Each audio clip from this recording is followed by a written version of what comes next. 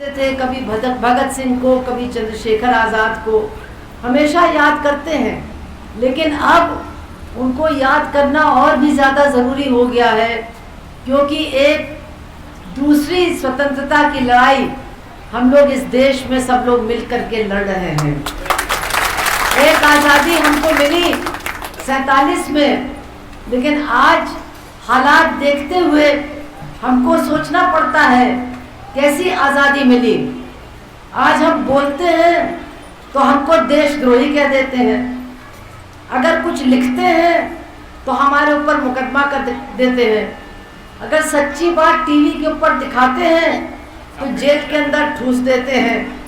तो ये जो आज़ादी हमको मिली है ये अधूरी है, क्योंकि आज़ादी पर कब्जा देश के बड़े बड़े धन्ना सेठों ने, बड़े बड़े पैसे वालों ने और ऐसे लोगों ने कब्जा कर लिया है जो आज देश को बेचने में जुटे हुए हैं। कुछ नहीं बचेगा अगर हम लोग लड़ेंगे नहीं। आप तो समझ गए हैं कि आपकी ज़मीन आपके हाथ से जाने वाली है, लेकिन ये भी समझ लीजिए कि जो बड़े बड़े कारखाने हमारे ही किसानों ने अपनी ज़मीन को दे करके बनवाया था देश को बढ़ाने के लिए, आज उनको भी बेचने का समय आ गया है। हमारी ये रेलवे जो एक कोने से लेकर के दूसरे कोने तक हमको पहुंचाती है, मजदूरों को पहुंचाती है, आज वो भी बिकने के कगार पर है। और आप ये सोचिए कि हमारे देश में जो सुरक्षा का सामान बनाने वाले कारखाने हैं, मैं कानपुर शहर की रहने वाली हूँ, 8-10 कारखाने सरकारी, जहाँ बंदूक बनती है, जहाँ कारतूस बनते हैं, जहाँ और भी चीज़ें बनती हैं, टैंक बनते हैं।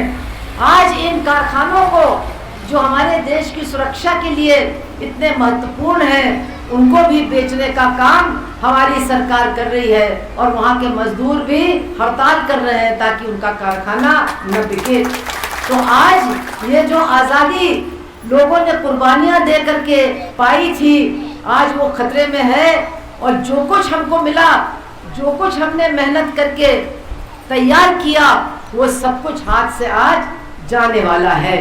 इसीलिए ये आंदोलन इतना महत्वपूर्ण है और जिन लोगों ने कुर्बानी दी हमारी आज़ादी के लिए, उनको याद करना, उनसे प्रेरणा लेना इतना ज़रूरी है।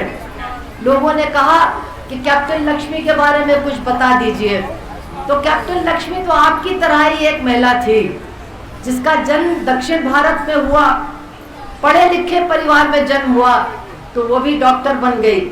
डॉक्टर बनने के बाद वो सिंगापुर चली गई और सिंगापुर के अंदर उन्होंने जो वहाँ पर, आपको भी मालूम है, आपके पंजाब और हरियाणा से भी आजकल बहुत सारे लोग काम करने के लिए विदेश में जाते हैं। जब अंग्रेज़ों का राज था तो हमारे बहुत सारे हजारों हजार गरीब हिंदुस्तान के लोग बाहर भेज दिए जाते थे काम करने के लिए, और वहाँ वो करीब करीब गुलामों की तरह काम करते थे।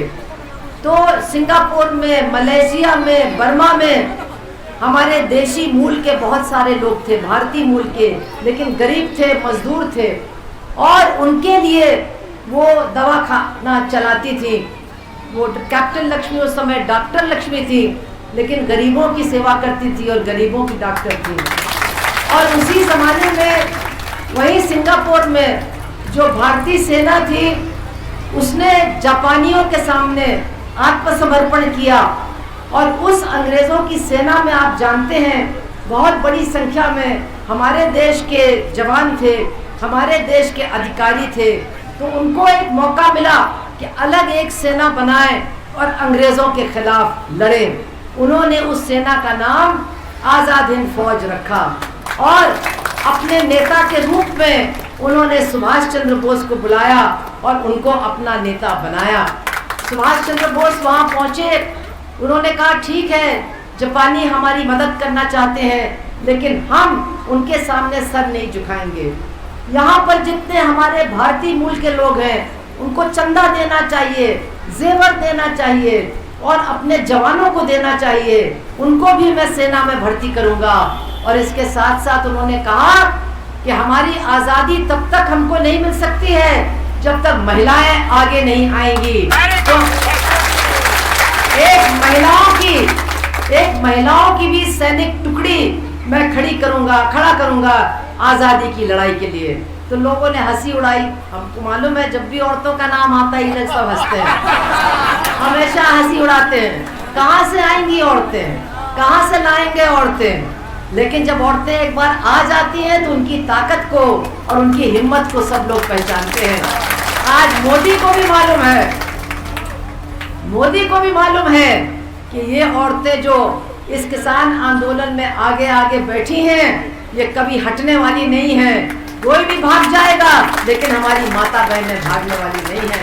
सुभाष चंद्र बोस ने भी कहा मैं अपने देश की महिलाओं को जानता हूँ, उनको मैं ट्रेनिंग दूंगा तो वो मर्दों के जैसे या मर्दों से बेहतर भी लड़ेंगी।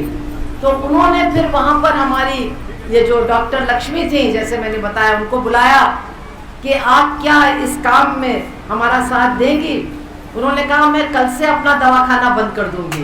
इन्होंने दवाखाना बंद कर दिया और उन लोगों ने फिर कहा कि हमारे जो भारत के लोग यहाँ 3-4 पुश्तों से रह रहे हैं, उनकी बेटियों को, उनको बहुओं को हम फौज में भर्ती करेंगे।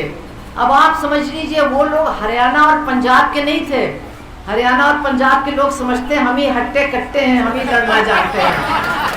वो लोग ज्यादातर दक्षिण भारत के थे, मद्रास के थे, केरला के थे। और वो औरतें घर से भाग भाग के निकली। कईयों ने तो अपने घरों में बताया भी नहीं हम जा रहे हैं, अपने माँ बाप को भी नहीं बताया, और सब पहुंच गई कि हमको भर्ती करो, हमको भर्ती करो।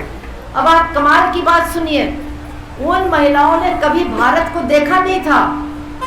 उनके बाप दादा 100 साल पहले भारत से वहां गए थे, कभी भारत देखा नहीं था। लेकिन इतना उनके दिल में जज्बा था कि हम जहाँ के रहने वाले हैं उसकी आज़ादी के लिए हमको लड़ना चाहिए, कि वो अपना घर द्वार छोड़ करके वहाँ पहुँची। और फिर उनको रोकना पड़ा कि अभी हमको सिर्फ 1500 महिलाएं चाहिए, 1500 को ट्रेनिंग देंगे। और वो 1500 महिलाओं को राइफल की ट्रेनिंग दी गई, पीठ पर, कंधे पर बोझा रख करके भागने की ट्रेनिंग दी गई।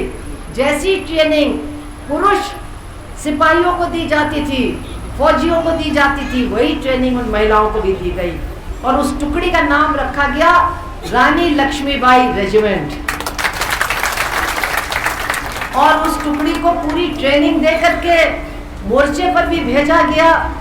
लेकिन आप जानते हैं कि लड़ाई की मोड़ हुई, जापानियों ने आत्मसमर्पण कर दिया, हमारे आज़ाद हिंद फौज को भी करना पड़ा।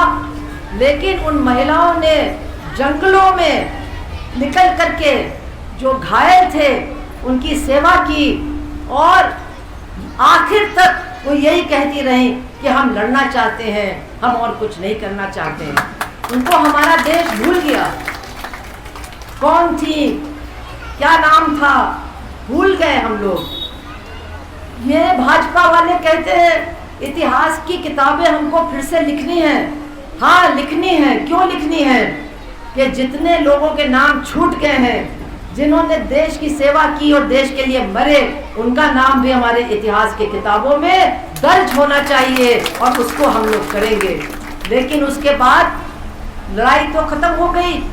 भारत में किसी को पता भी नहीं था कि आज़ाद हिंद फौज बनी थी। वो तो उसके 3 अधिकारी, जिनका नाम मेरे भाई साहब ने लिया, सहगल, धिल्लन, शाहनवाज, एक हिंदू, एक सरदार और एक मुसलमान, उनको लाल किले में अंग्रेजों ने बंद किया और उनके ऊपर मुकदमा चलाया। उनको फांसी की सजा होनी थी। तब जाकर के पूरे देश को मालूम हुआ कि अरे ये आज़ाद हिंद फौज बनी थी। विदेश में इन्होंने बंदूक उठा करके अंग्रेजों के खिलाफ लड़ाई लड़ी और महिलाएं भी लड़ी। पूरे देश के अंदर ये खबर फैली। जब मैं संसद में थी तो चौधरी बंसीलाल भी वहाँ थे मेरे साथ। उन्होंने मुझे बताया कि बहन जी आप सोच नहीं सकती हैं कि जब लाल किले में वो मुकदमा चला तो पूरे देश में जैसे करंट दौड़ गया। लोग कि अगर इनको फांसी की सजा सुनाई जाएगी तो एक भी अंग्रेज हिंदुस्तान के अंदर फिर बचने वाला नहीं है। जो कैप्टन लक्ष्मी थी उनको तो कैद कर दिया गया था सिंगापुर में, लेकिन उन्होंने कहा मैं तो डॉक्टर हूँ, मुझे आप बंद नहीं कर सकते हैं, मैं तो लोगों का इलाज करूँगी। और उन्होंने लोगों का इलाज करना शुरू कर दिया। अब वहाँ हिंदुस्तानी सिपाही और हिंदुस्तानी फौजी भी बहुत थे, वो भी रोज़ आने लगे उनके पास, वो भी उनसे बातें करने लगे। तो अंग्रेज़ों ने कहा ये तो हमारे लिए मुसीबत हो गई है, हमने तो इनको बंद किया है और ये यहाँ भाषण दे रही हैं और हमारे ही फौजियों को हमारे खिलाफ भड़का रही हैं। तो उन्होंने भी फैसला कर लिया कि चलो अब इनको छोड़ दिया जाए। उनको हवाई जहाज़ से लाए कलकत्ता और कलकत्ते में कहा अब आप आज़ाद हो जाओ। उनकी जेब में एक भी पैसा नहीं था। तो वहाँ पर एक टैक्सी थी और सरदार जी ड्राइवर थे, वो उस पर गई। उन्होंने कहा देखिए आप मेरे भाई रहते हैं, मेरे भाई के पास ले जाइए, वहाँ से मैं पैसे आपको दे दूँगी। तो सरदार जी ने कहा मैंने आपको पहचान लिया, पैसे तो मैं आपसे नहीं लूँगा और अगर आप कहोगे तो दिल्ली तक मैं आपको ले जाऊँगा और एक पैसा नहीं दूँगा। तो ये जज्बा था लोगों का। खैर उसके बाद ये सारे आज़ाद हिंद फौज के लोग पूरे देश में घूमे